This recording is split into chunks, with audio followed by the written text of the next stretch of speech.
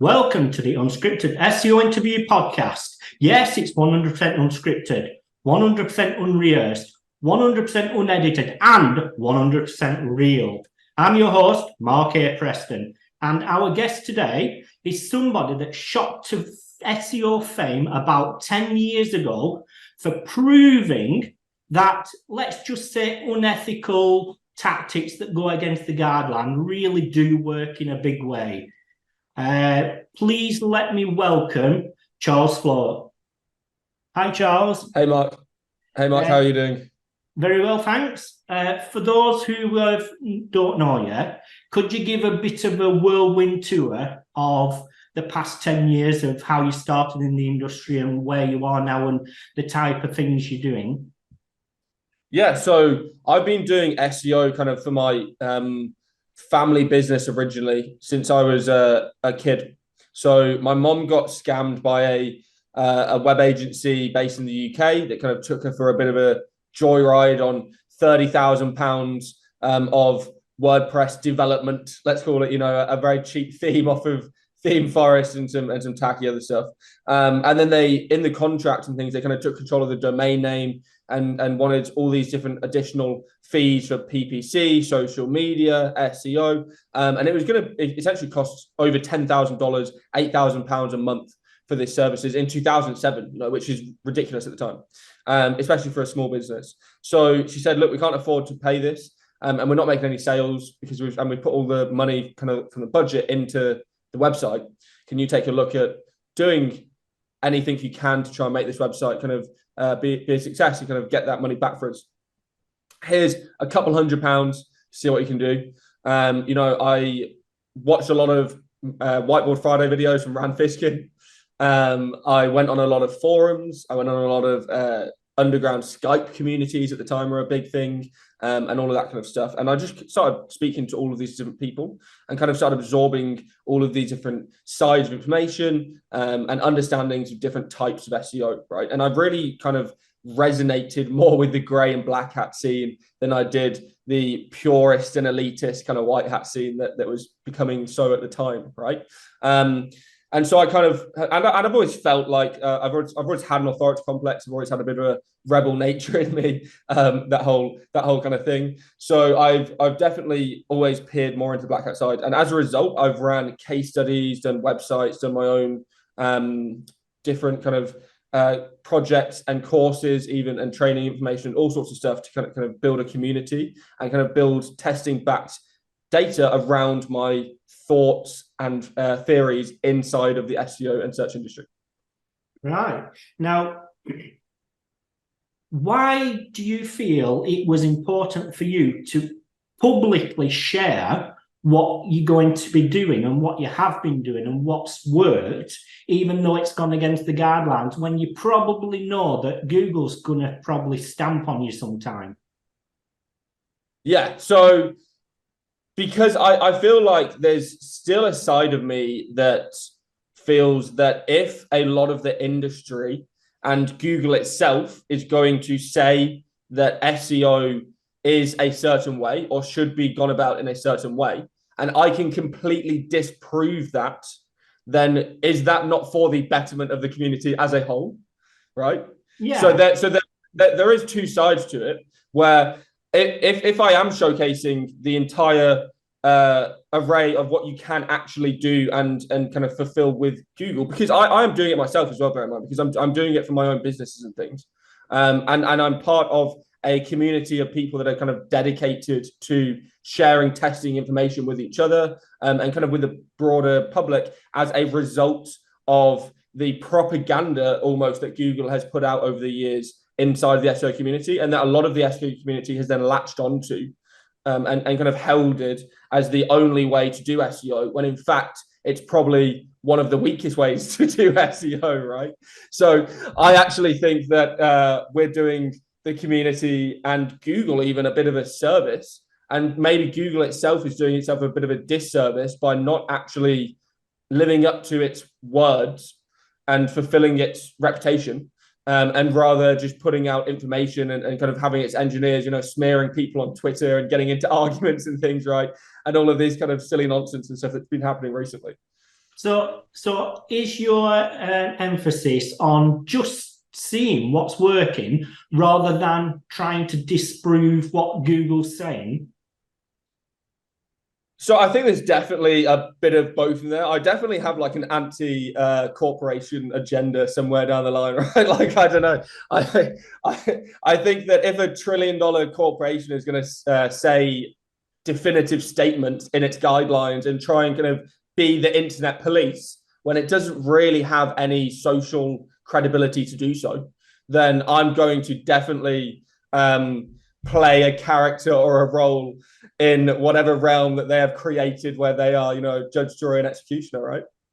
Yeah, what was it, about 10 years ago when actually the first time I'd heard about you and you was doing something to outrank Moz or rank Fishkin or something way back then suddenly everyone was talking about your case study.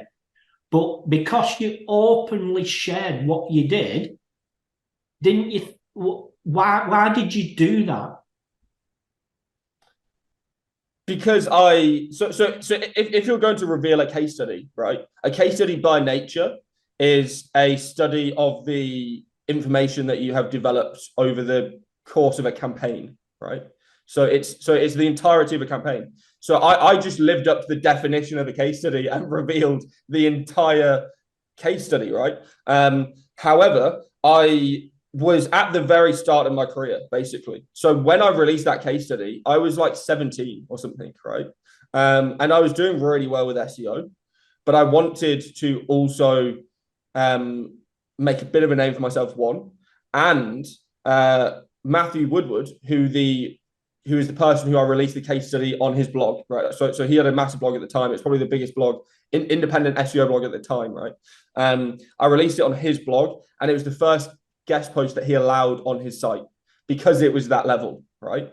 So I needed it to try and be at a certain barrier of entry to get onto allowing me to be the first person to kind of allow to get me to be on Matthew's site in the first place, which did boost my trajectory in my career way higher than if I published it on my own website, right? If I published it on my own site at the time, the entire industry, like you said, wouldn't be talking about it. But then, yeah. Because I published it on Matt's site and I met that barrier of entry, everyone was. So by you putting your content on his site, it sort of boosted your career and your authority in the industry. Isn't that the same as what you're doing with Parasite SEO now, or what's the difference? Well, so Parasite SEO is definitely a tactic where his site wasn't, like a DR 80 or 90 or something. It was like a DR 50 or something at the time, right? So I definitely wasn't trying to hijack his authority to rank in Google. I was just trying to hijack his authority within the industry. But I was also friends with Matthew, right? Like I'd known Matthew for 3 or 4 years prior to actually wanting to do that on his site. And I was a fan of his.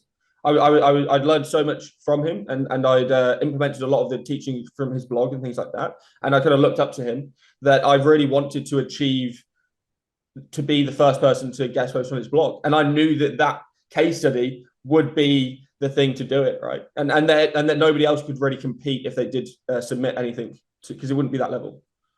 So you're talking a lot at the moment about Parasite SEO. I mean, everywhere I look, everyone's talking about it. Everyone's sharing their opinions on it. But just so I personally understand, what actually is it?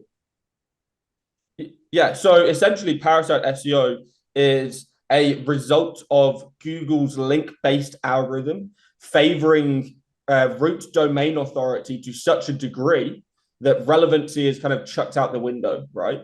So if you create a page on a DR90 or DR95 blog or a DR95 newspaper, it's just going to naturally rank significantly higher, no matter the kind of topical relevancy and authority of a DR30 blog, right, in the same niche.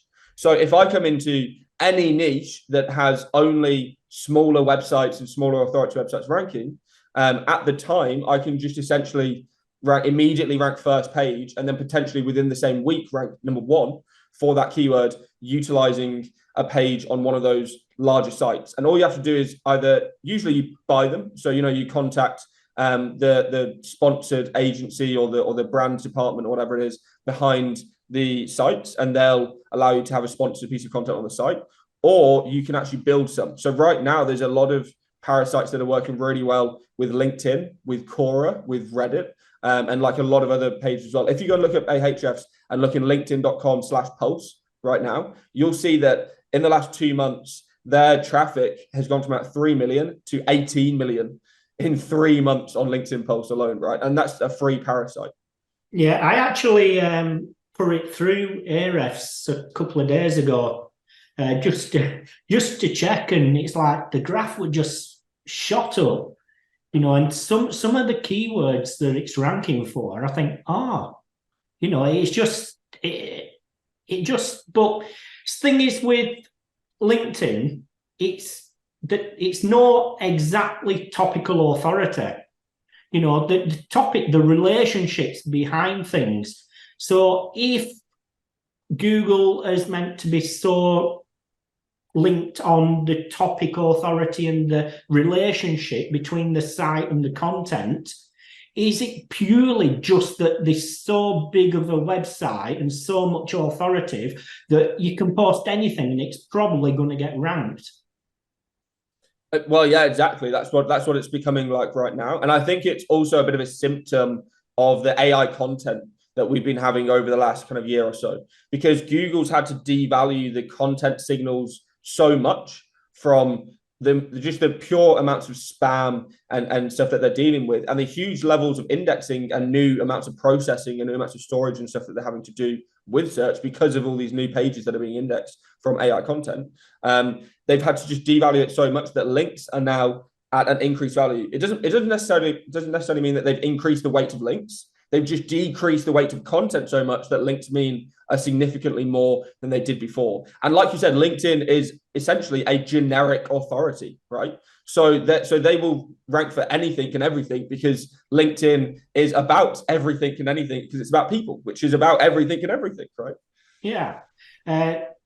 You mentioned like the rise of AI content there. I mean, what sort of studies have you personally done or found on AI content? Yeah, so I've been doing quite a few case studies myself on my own new websites. So I'll create a fresh domain. I build some trust signals based on links on it. I'll build a custom WordPress theme or whatever. And then we'll do some programmatic SEO with AI content on top of it.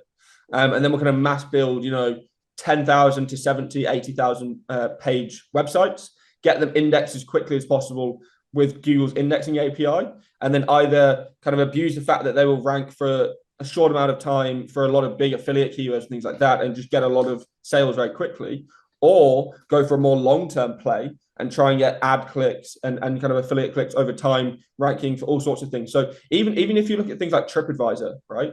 TripAdvisor right now and Booking.com and all those kind of things, they employ programmatic SEO, and they're starting to employ AI content on top of that programmatic SEO. So it's only a matter of time until half of the index pages on the top 10 results are going to be mostly AI generated content, right? Yeah, I mean, there's lots of things going around, but content's content. I don't think Google cares how it's produced. It's the quality and the impact from it and what it actually does that matters. I mean, I think the problem is in the industry, there's a lot of people just spinning out garbage with AI. But surely it's all in what you ask it to produce. If you're asking a human copywriter to produce something and you give them one line, it's going to be trash. Well, 100%. Yeah. You need to make sure that you have a correct brief and a prompt and all sorts of things, right? And it's going to be the people who are best at creating, it's called prompt engineering, right? Which I'm not the biggest fan of that term, but we'll go with it. Essentially, it means that you just kind of engineer the way your prompt is sentenced and structured and things so that it outputs the best possible content at the end.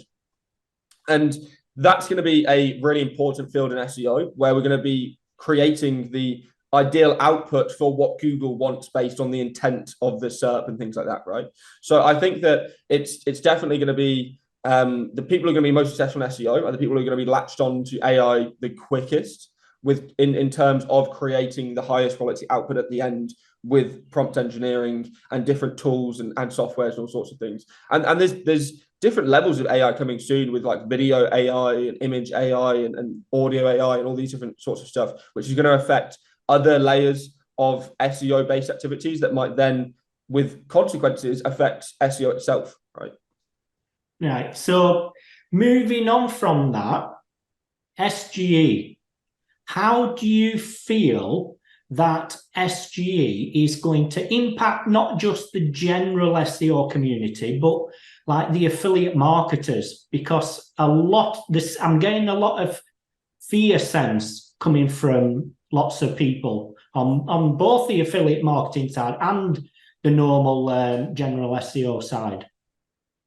Yeah, I definitely think that there's no two ways about going about it, right? It will affect clicks. And there's going to be a kind of new approach to SEO. And I think a lot of people are going to be left a bit by the wayside, especially if they're very, very heavily reliant on informational content and ads to power their revenue. Because I think that a lot of the informational queries, Google can just summarize probably to a better degree than your own one page if you get all 10 pages in the SERP to kind of give you all the different kind of specific information overlapping and fact checking based on those 10 SERPs, 10 pages in the SERP, sorry. And it will be interesting to see the level that Google does implement it. That's what I'm concerned about right now. So I've been doing testing and seeing about 60%, 65% of SERPs are showing SGE right now, which is really high, to be honest. So if that number does continue, then that's quite alarming. However, there's been a lot of recent anxiety around specific case studies of SGE spitting out really crazy information. A recent one was somebody got SGE that they Googled world's best thought leaders, and SGE ranked Adolf Hitler #1 and things like that. You know what I mean? And then I think #2 was Mao Zedong stuff, from the communist revolution and things. So it was not the best output. And obviously, if that actually then starts outputting stuff in relation to medical queries with, potentially dangerous information around telling people what to do or how to treat illnesses that are completely incorrect and factually kind of the opposite of what you should be doing and things like that, then that's lawsuits on the horizon for Google, because they no longer can blame the publisher that they're sending the click through to. It's now Google is the publisher with SGE, right? Yeah, that brings onto the fact checking things, like Google listing things or mentioning something in the SGE that's not factually correct. But I'm just trying to think, how can they go around, or how can anyone go around fact checking that it's correct? Well, yeah. So the one that I saw was basically they're going to have a fact checking AI that checks the AI content. So you're going to have an AI that's checking the other AI that's checking the other AI. It's just going to be like an inception moment, basically, where we're going to have a never-ending cycle of AIs that have to oversell other AIs. And that's probably inevitable human evolution with the whole, health and safety chain of having to have just AI oversighting AI oversighting AI, right? So I think that I don't see any world where it doesn't spit out incorrect information or doesn't spit out something wrong that could be not seen as harmful, right? There's just so many arenas that it could go wrong. That's what I'm kind of looking at, right? Even if you're looking at, anything from like weapons to gambling to, all sorts of like horrendous things, right? It can spit out truly awful information that might not be true, or even worse, might be harmful, right? And I think that's where these rushing decisions of releasing these tools are purely based on competition rather than based on safety. And I think that they're going to have to slow down at some point because they're going to get forced to. And I think that it's going to be an interesting time to see what percentage of SERPs SG fully rolls out on. But I did see the other day that they are allowing the public to now enable SGE on some of their SERPs and stuff. So there's actually an opt-in button being enabled for some Google accounts just in the wild now and things as well. So it looks like it could be rolling out quicker than people even thought. The end of the experiment is supposed to be December of this year. And then they originally said that they were going to release it straight afterwards. But we will see if that holds true. I'm not sure if it will. Right. So for yourself, are you heavily involved in the affiliate marketing side of? So I used to be, but I mostly do CPA these days. So it's mostly like lead generation for financial services and crypto and all sorts of different things. And then I've more recently been doing general lead generation for international markets.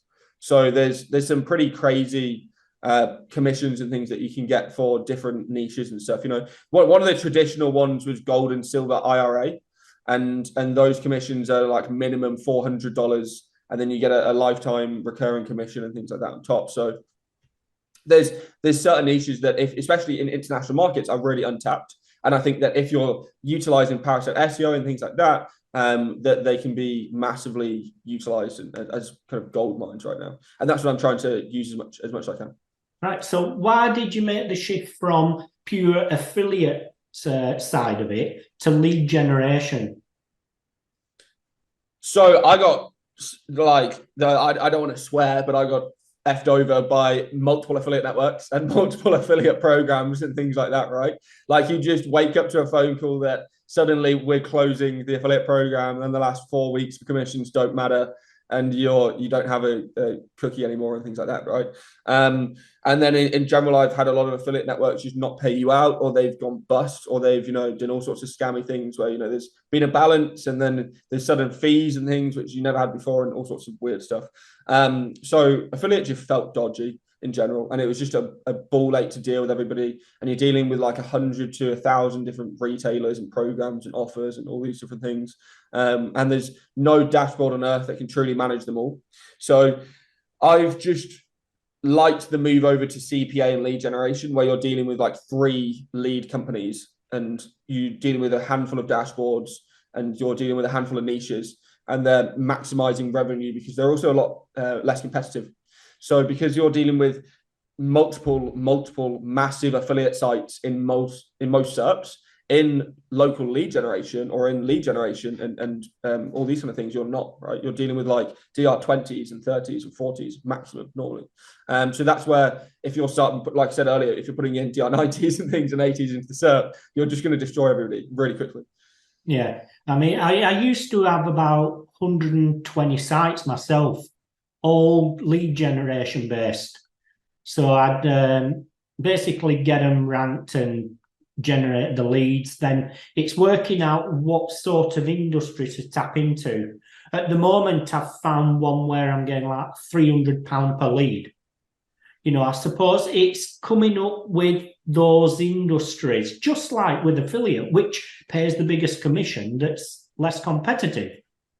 It's just that instead of getting paid for the commission, you just basically selling leads.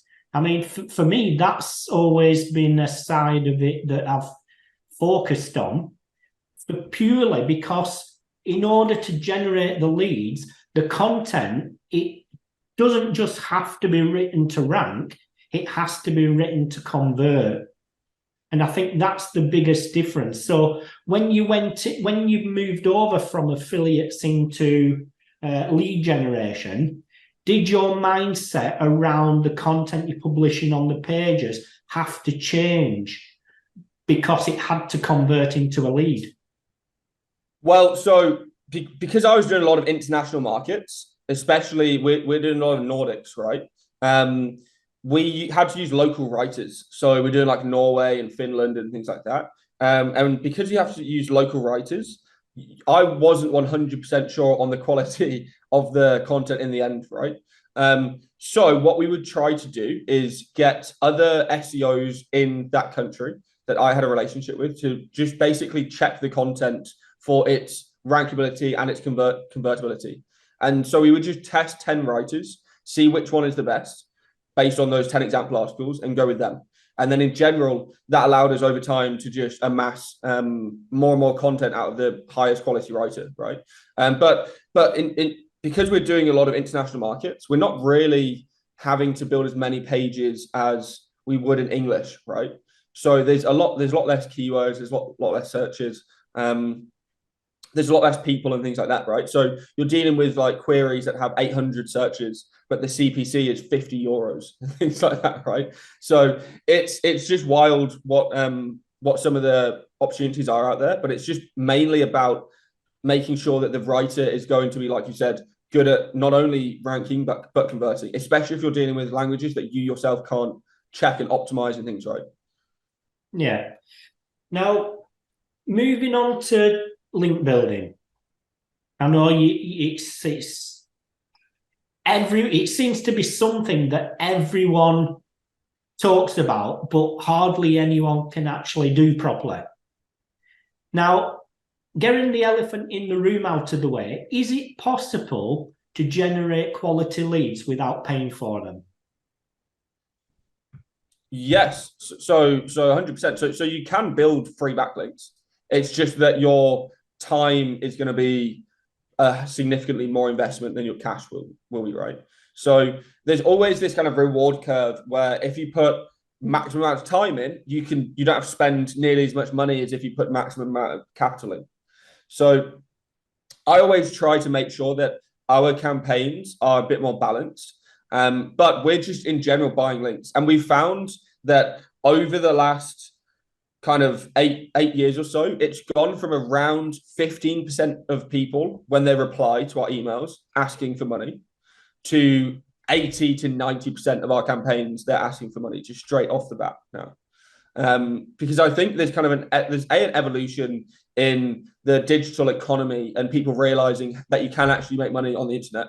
And there's all these influencers and stories and things, and people trying to extract their rightful revenue from the internet, from their little space that they've created, which I think is fair enough. And I think it's kind of, I don't see the only way I kind of see where it's slightly anti-competitive is that obviously if whoever has the biggest budget wins at the end of the day with links, that's not fair in terms of competition, in terms of small businesses versus large corporations and things.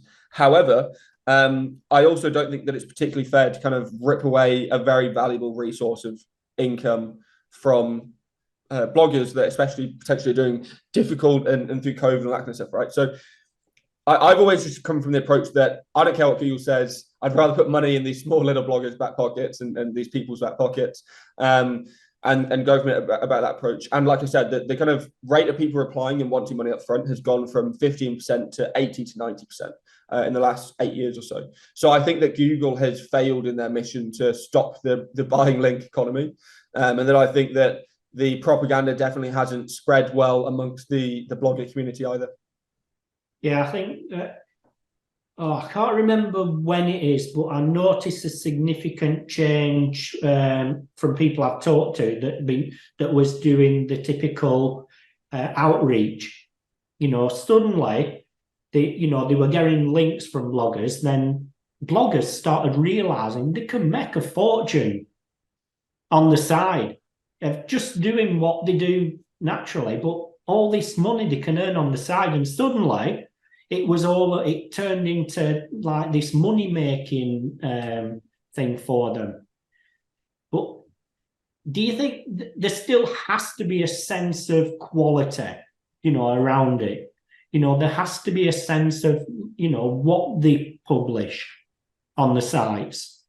And do you think that doing the blogger outreach or the guest posting still has a massive benefit and boost? Yeah, 100%. So it just depends about how you go about it. And I think that too many people go about it the wrong way and don't really do the proper analysis of the sites that they're buying links from or even getting links from for free either properly. So they don't check the link profile, they don't check the keywords the site's ranking for, they don't check the domain history, they don't check the who is, they don't check the Wayback Machine. All of these various different things that allow you to see into the domain and websites past that would be harmful to your site. And in the end, if you end up building a link that is either neutralized, which happens more often than not, or let's hope not, becomes toxic, right? Then you've just paid to actually harm your website. So a lot of the time, this is why also people are scared of link building, is because you can harm your website off of doing it, right? It's a 2%, 1% chance, probably a higher percent if you have no idea what you're doing, right? But there is still that level of risk. And also there's a level of risk that Google could potentially turn that site toxic later on down the line because you don't control that website, because the owner of it could go and turn around and be like, whoa, I have 200 emails from casino websites wanting to post guest posts on my site, right? Let's go and take all of them and like publish 200 guest posts of casino sites on my blog in one day. And obviously that's probably going to tank the site, turn it toxic, and harm your link as well, and make it look unnatural. So there's the level of, you can't really fully control the sites that you're getting links from either. And that's why there's all sorts of PBN link tactics and things a lot of people find really popular, because then you can kind of control things. But at the end of the day, I still think that organic, kind of natural, or at least natural looking links are the best kind of approach, right? Yeah, you mentioned toxic there, which is a word that has sprung up lots of times in the industry.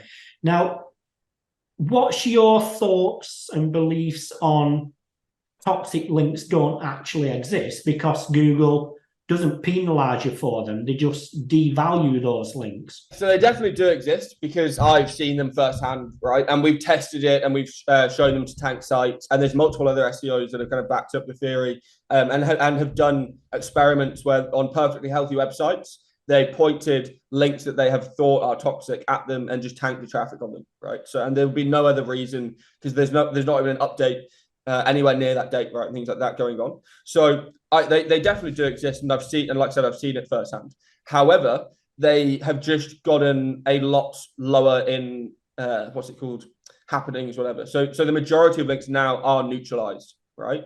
I would say that only 1 in every 10 million links is going to be actually truly toxic or something like that, which is still a fairly high number of links if you're actually building, out of a selection of tens of billions. So I think that you still have to be careful, and one truly toxic link can be really detrimental to that page. Generally, though, it's only page level. So if you build one of these links at your site and it either becomes toxic or it was toxic from the start, only that page usually gets tanked. It's not the whole website. Yeah, because everything's going on to a page specific for these links. Now, I mean, a fair few years ago, let's just say somebody chucked a load of thousands of links to my site, my own personal site, and let's just say the anchor text wasn't in relation to what I did. Let's just say that. Now, it didn't do a thing. In fact, my traffic went up a little bit, if I'm honest. Maybe not for what they perceive, but I mean, to me, that shows that, well, those are not really toxic links, because Google will devalue them and everything. So what are the telltale signs of what people should be looking out for in toxic, well, anything toxic relating to what will harm your site? Yeah, I think that most people are really bad at negative SEO, to be honest, in the first place. And that's probably, even in the SEO industry, 99.9% of people can't pull it off. It's actually pretty hard to do. But when it comes to actually trying to find what links could be toxic and utilized for actually harming a website or something like that, in general, malware and hack sites and things like that are very damaging to be linked to you. Any sort of link where the traffic on the site itself has just been eradicated. So you've seen a site, it's gone to 45,000 visits in Ahrefs, and now it's at 210 in the space of a week. That's probably not a site that you're wanting to be getting links from. Any sites that have got massive amounts of redirects, any sites that have got a lot of spam on them that are heavy, you know, like casino guest host farms, anything that is in really bad niche neighborhoods and stuff like that, they can be seen as toxic, right? Because they're linking to adult content or they're linking to all sorts of things. There's really, really high levels of stuff where Google is like, you know, if you get links from like terrorist websites, things like that and stuff, but that's going to some next level extreme, you know. So yeah, there's definitely different levels of kind of toxicity out there, but there are ones that will only be a temporary effect, and ones that will be kind of a longer term effect that need additional work to get it removed, not just by removing and disavowing the link. Okay, now let's move on to positive things people can be doing. You know, I mean, my mind's so against the checklist format. I mean, for me, that most of the industry are just what I call SEO robots. They just want a checklist, boom, done, tick, boom, done, tick. You know, they need a brain. I mean, from your perspective and what you found, and obviously, you know, Google guidelines doesn't matter to you. You'll do what works.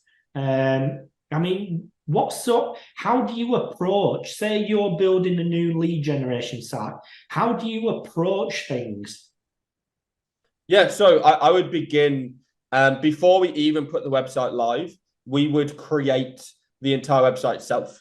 So when the website goes live on day one, we want the entire website as it should be indexed. Minor, you know, the massive amounts of blog content that we're probably going to do later on down the line, but we want homepage, category pages, you know, what's it called, blog, supporting privacy policy, terms of service, every single page that we would need as a core website. We want that live with content optimized, site speed optimized, the entire lot, right? Then we're going to do foundational link building and entity stacking just to build trust from Google. So citations, social profiles, maybe a press release if we have an address, all sorts of reference websites that Google has in their trusted sources, which is like knowledge panels and feature snippets and things like that. And just kind of build our trust signals on top of the quality website that's already been built out. And then over the next several months, we'll just do a topical map-based blog content campaign mixed in with a ton of really high quality link building. So the link building is going to be mostly based on analysis of which pages are going to need it the most. And ideally, we don't actually link to our money pages. So, you know, the actual pages we're trying to rank, we don't link to them at all. We just link to our supporting piece of content. And then those link via internal links to our money pages, right? Now, as you're talking there, I'm thinking that doesn't sound very black hat. It just sounds, well, what you need to do. Yeah, so the foundations of a website aren't really black hat at all for me anyway. And a lot of it, like I said, is just to build the initial trust and natural brand and things and entity to the website. Because if you start off immediately trying to throw redirects and spam and traffic and CTR manipulation and PBN links and all this stuff at the site straight off the bat, you're going to just screw up the whole project, right? You do that stuff later on down the line when Google already trusts the website, when they've already got a bit of a feeling for you, that kind of thing, you know, and you've already had the shake of the hand, that kind of thing. And once you've done that, that allows you to get away with a lot more, you know, of those links that are potentially toxic, almost you know, grey, black hat kind of techniques and things as well. Yeah. Now, digital PR. I mean, basically, what's your personal view on the whole digital PR scene? I think it's overpriced. That's the first thing. I think they're charging clients a fortune. You know, I've seen some contracts be absolutely ridiculous, and essentially a lot of it is just hyped up link building anyway, right? It's just they're selling the same links that they were selling to SEO clients for $500 to corporate clients for $2,000, right? That's all that's happening here. The markup is 4x. So But that being said, there are some agencies, there are some freelancers, some services, even some in-house people that are absolutely amazing at building really cool campaigns in-house. You know, a lot of like link bait, a lot of ego bait, all this kind of stuff, journalist based content, Harrow content, all these kind of things that end up procuring massive amounts of really high quality links for sites without having to pay these huge budgets, right? If you can hire an individual PR person for, you know, $4,000 or $5,000 a month, and they can get you 20 or 30 links from really high-end publications every single month, that's going to be way more via the content campaigns and via the link bait campaigns and all the outreach campaigns and stuff like that. That's going to be significantly higher value for money than if you were paying some agency 15, 20, 25K for the same thing, right? Yeah. Now, you do consultations, one-on-one consultations. What type, obviously without breaking any NDAs or anything, what type of conversations do you have in those consultations? What is it about? Yeah, so it's a massive range of people, right? So I have all sorts of, you know, small site owners that have had their website absolutely pop off and they're scared that they're going to lose all the traffic overnight or something, all the way to massive corporate clients from, you know, like banks and some of the biggest crypto networks and things in the world and stuff. So the conversations are very different depending on what client I'm speaking to. But in general, it's just a lot of how they can increase their revenue based on SEO. So a lot of people get especially when you're doing SEO consultancy, a lot of people at the beginning get way too focused on how you can improve their SEO. And most consultancy clients do not give a fuck about how do not give a crap about how you can improve their SEO, their traffic. They care about how much money you can make them. So I tell them, hey, look, I think that if you improved your CRO and that you did some CRO with your buttons here and your breadcrumbs here and your images here and blah, blah, blah, then I think that actually you would be able to get a 20, 30, 40% increase in conversions, which would be an extra $200,000, $300,000 a month. I mean, that is how I've personally, I've always been. You know, it's now I get frustrated with some SEOs that says, well, you know, that's not my job. You know, I mean, my job is to get the site ranking and drive traffic. Not my job to convert. But for me, one of the very first things I want to know is it actually converting? How is it converting? That's the core thing. Because ultimately, like you said, businesses just care about growing the business, the revenue. And I think what needs to happen for the SEO industry to be a lot more revenue focused rather than just traffic focused. Yeah, I think the mentality just needs to shift, right? I think people are just geeking out a bit too much, basically, about how they can maintain their traffic and things like that, and just get back down to the bottom line, which is that we're in a capitalist society of people trying to make the most money that they can for clients and the people that for the clients and themselves, right? And it doesn't really matter about these incremental, tiny little changes as much as it does about trying to get large percentages of increased on the bottom line and revenue numbers. Yeah, I mean, there's so many quick wins with working with what they already have. I've found over the years, rather than trying to build all this new stuff to get more traffic. I just find it frustrating when I see things that people are trying to drive traffic to something that's not working. You know, it's not converting. Why are you doing this? I mean, it just like frustrates the heck out of me. You know, and I think that there's a big mentality of ownership, I think, in the industry. What, you know, and what they will own and what they will. And I think a lot of it is they don't want to be blamed for anything if results don't happen. You know? Yeah, exactly. It's kind of they don't want to take responsibility at the end of the day, right? And like I see that throughout the industry where there's all these different blames on campaigns and things like that. And I think that it's just at the end of the day, if people kind of own up to what they're doing, that they'll see a lot more success at the end of the day anyway, because people will be able to see when you are making progress and when you've made successful situations for the whole company as well. And there's a lot of people that are just too quiet and just don't speak out properly and things like that. And I think it's kind of a shame, because if you actually gave your voice and contributed, then the community might be a bit better as a whole, right? If everybody kind of put in their part and didn't just sit in the shadows, kind of agreeing with everybody without actually telling anybody that they did. Yeah, I think there's a way of doing that as well. You know, there's a respectful way, and I think some people get a little bit carried away and maybe a little bit emotional on the conversations they're having online. You know, I mean, after all, there is theoretically only what works and what drives revenue. You know, we work in an industry that's not regulated. It's just that we tried something and this is what we found. You know, and I don't think that, you know, I think people should be more open-minded to start listening to what others are doing rather than trying to stamp on, that's wrong.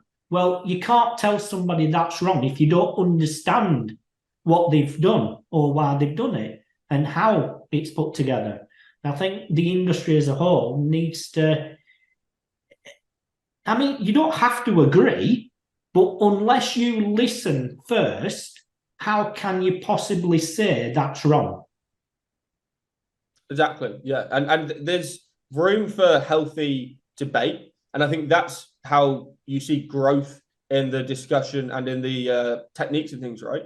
But like I said, people get too emotional and get too involved in things. And it's spilled over to conferences and all sorts of stuff as well. And I think it's just a bit ridiculous. And with the advent of AI and Google changing things and Parasite SEO and all this kind of stuff, I think that people are getting less caught up in the white hat versus black hat versus grey hat versus Google versus whatever kind of discussion, and more on just, am I creating more revenue or am I not doing the work that I should be? Right. So you mentioned conferences there, and you host your own conferences, and I've recently been to one. Fantastic, by the way. Appreciate that. What made you start running conferences? Because I've done little events myself, and you know, it's not really to make a load of money. No, so number one, I really like just having all the best people in SEO in a room, right? So it's just awesome to be able to have the knowledge shared and lessons learned and all that kind of thing, and network and put people together that have never potentially spoken and stuff like that. So you can create new opportunities that would have never been created online. I also think that there's a real lack of quality in terms of events and conferences in the SEO scene. So I've really wanted to try and push something, and especially in the UK where there's quite a few events, and like obviously like the big ones like Brighton SEO and stuff and all that kind of stuff. But there's just a kind of lack of focus on specific quality, right? It's just a broad, general, very corporatized kind of conferences and things like that, which most people don't really like because they just end up being pitch fests and stuff, right? You don't actually learn anything new. You just end up going and getting drunk and being sold to. That's basically it. So I wanted to create an event where someone can actually get a significant return on whatever the investment was that they took out to get to the event and be there in person. Right. Do you think it's important for event organizers to verify and sense check the information the speakers are going to present? I don't know. Some conferences do. I get speakers to send me their slides beforehand most of the time, just so that I can vet them and like see if there's any improvements and things like that. But I'm not going to say, hey, you're not allowed to say this on stage, right? Because I'm pretty anti-censorship. And I think that a lot of conferences have harmed themselves over the years from having that approach, and kind of stopped a lot of good speakers, not certain speakers, from having the full delivery or full presentation that they might have had, if they had been allowed to go to the actual information that they would have wanted to share rather than being forced to share. Yeah, I mean, I've spoke on a few stages around the place, and it has happened to me in the past where I've been censorshiped and said, well, you can't mention them because they're competitors, they're our main sponsors. You can't do this. You have to say that. And in one case, they'd even changed all my slides. It was mental and that, but God, the time's rocking on. What does the future of Charles Floate hold? Wow, that's a pretty deep question as well. Maybe I don't even know the answer fully to that one, and I haven't asked it myself. I think that first of all, this month, in like the next 2 weeks or so, I'll be launching my full training platform. So that's been a long time in the works. And then I'll also have a really cheap ebook that's only $7, but it has about 10 different contributions from various millionaires in SEO. And there's also a load of additional freebie information on there. We've got like 6 different ebooks that I've written for free that you can download on the site as well. So that'll be coming out next month. Then in October, I'm doing various live streams online. Then you've got Chiang Mai SEO in November. Then I've got December, I'm running an online event from London called SEO Stream. And then next year, just a couple more events and kind of growing my personal brand and involving as many people in Parasite SEO as I possibly can to annoy the hell out of Google. Well, I think you've started that mission and that, but I mean, when do you sleep? I mean, you've got so much going on. You're creating so many things. Like, do you have to be very regimented with your time? Yeah, yes and no. So I got away. So I live in the Thai Islands where I don't really have any other responsibilities. So I have maid, chef, everything kind of kept taken care of for me, even the dog barking and stuff. So my time is mostly just focused on working and like eating and going to the gym and like watching entertainment and things, right? So I would say I do get about 11 to 12 hours of consistent work every single day, which is a lot more than most people, basically. And I do that every day. So I don't miss Saturdays, I don't miss Sundays. I've done that for a long time. And I'll probably continue to do that until I, slowly burn out into my 30s or something. And then take a seat back and maybe go to like an angel investor mode or something. Right. Well, many, many thanks for joining me today. I mean, what sort of conversations would you like to have with people watching this, or would you? Do you have time? Where can they find you? Yeah, for sure. Well, so I appreciate you having me, first of all. And then you can find me on my Twitter, or now X is @Charles_SEO, or LinkedIn is Charles Floate, and then just charlesfloate.com as well. Right. And what sort of conversations would you like to have? Sorry, yeah. So in terms of conversations, I just like to have any conversations around Parasite SEO, Black Hat, link building, and then just different opportunities and niches. And AI, I'm in love with AI at the moment, right? I've been just chatting to ChatGPT more than I talk to humans these days. Yeah, I think many of us can relate to that. Well, I'm going to say many, many thanks for your time. I know it's valuable, your time, and, I love the openness of this conversation and the honesty behind it. And, no worries, I appreciate it as well. Right. Well, from that, thank you.